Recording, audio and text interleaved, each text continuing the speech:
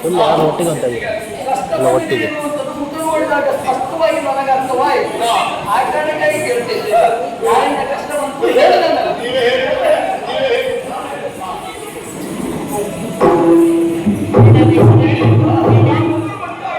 ಆಗೋದು ಬಡ್ಡಿ ಹಾಕಲೇ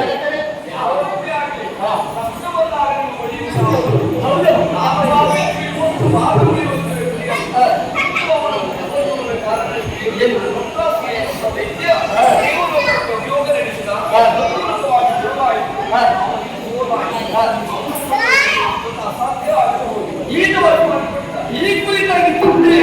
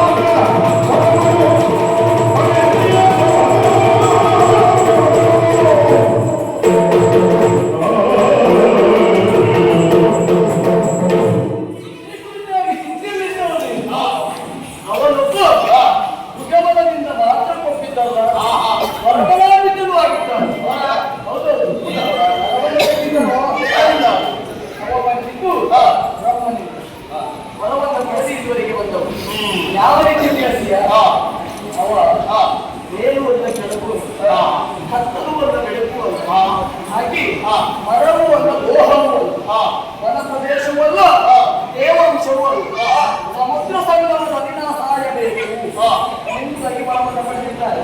ಮತ್ತೆ ಅವನ ಕೊಲ್ಲುವುದಕ್ಕೆ ಇವರಿಗೆ ಯಾವುದೇ ರೀತಿಯ ಕೈದು ಎನ್ನುವುದಿಲ್ಲ. ಹೇಳಿದ ದೇವರು ಮಾಡುವ ಉಪದ್ರ ನೋಡಿದ್ರೆ ನಮ್ಗೆ ಬಹಳ ಬೇಸರ ಆಗುತ್ತೆ. ತಪಸ್ಸು ಮಾಡಿದ್ರು ಬಂದಾಯ್ತು ಅದಕ್ಕೆ ಅನ್ನೋದು ಹೊರ ಕೊಟ್ಟು ಬಿಡ್ತಾರೆ. ಆ ಹೊರ ಕೊಡುವ ಒಂದು ಮಾತು ಸೇರಿಸಬೇಕು. ದೇವಲೋಕಕ್ಕೆ ಹೋದಾಗ ಕಲೆ ಹೊಡೆದಾದ್ರೆ ಹೋರಾಗಬೇಕು ಸೇರಿಸಿದ್ರೆ ಹೊರ ಕೊಟ್ಟು ಭೂಲೋಕದಲ್ಲಿ ಸೇರಿಸಿದ್ರು.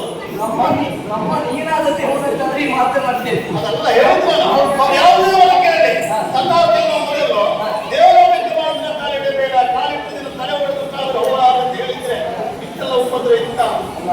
ನಿಮ್ಗೆ ಕಷ್ಟ ಬಂದಾಗ ಮಾತ್ರ ಅರ್ಥವಾಗ್ತದೆ, ಇನ್ನೊಬ್ಬರಿಗೆ ಕಷ್ಟ ಬಂದ ನನಗೆ ಅರ್ಥ ಆಗುದಿಲ್ಲ.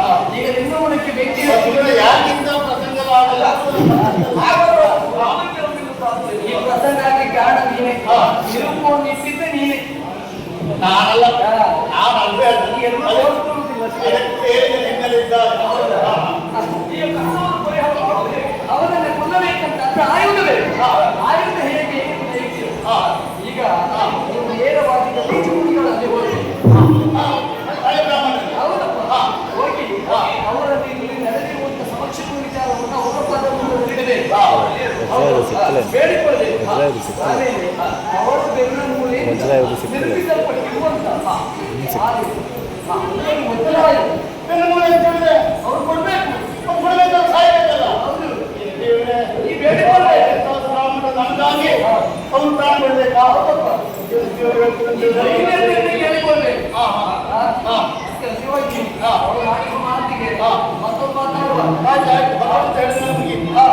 ನೇರವಾಗಿ ಹೋಗಿ ಮಾತನಾಡಿ ಎಲ್ಲಾ ವಿಚಾರವನ್ನೇ ಹೇಳಿ ಅವರು ಬೆಂಕುಳಿಯಿಂದ ನಿರ್ಮಿಸಲ್ಪಟ್ಟಿರುವಂತಹ ಆಗುವಿಕೆ ವಜ್ರ ಆಯುಧ. ಆ ವಜ್ರ ಇದರಿಂದ ಅದನ್ನು ಅವರೊಂದಿಗೆ ಸತ್ಯ